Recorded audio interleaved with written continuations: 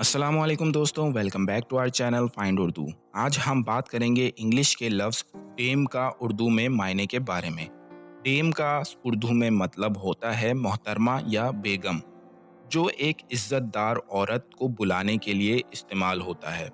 मसलन, अगर किसी स्कूल में एक सीनियर टीचर हैं जो बहुत समझदार और इज़्ज़तदार हैं, तो उन स्टूडेंट्स के लिए वो मोहतरमा या बेगम हो सकती हैं।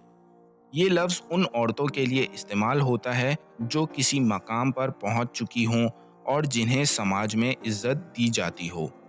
The dame walked into the room and everyone stood in respect. मोहतरमा कमरे में दाखिल हुई और सब उनकी इज्जत में खड़े हो गए।